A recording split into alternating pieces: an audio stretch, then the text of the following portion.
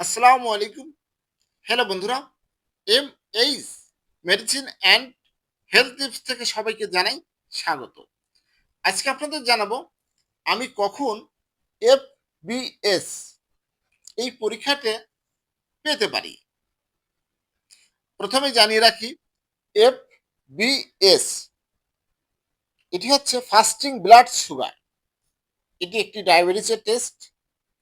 আপনাদের জানাবো যে কখন FBS টেস্ট পরীক্ষা পেতে পারি। ডায়াবেটিস বা প্রি ডায়াবেটিস সাধারণত প্রথমে লক্ষণগুলি প্রদর্শন করে না।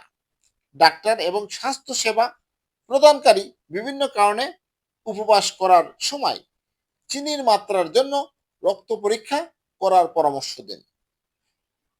যদি একজন ব্যক্তির ডায়াবেটিসের লক্ষণ থাকে বা তার পারিবারিক ইতিহাস থাকে বা ডায়াবেটিসের ঝুঁকির কারণ থাকে।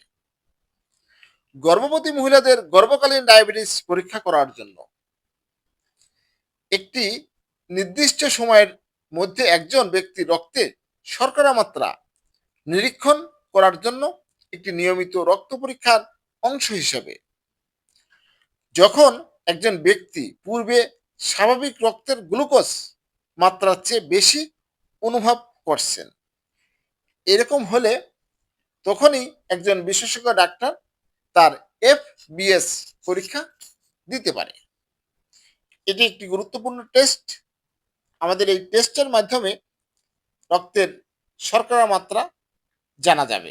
আপনার ডায়াবেটিস হয়েছে কিনা, কি মাত্রায় রয়েছে, এটা জানা যাবে।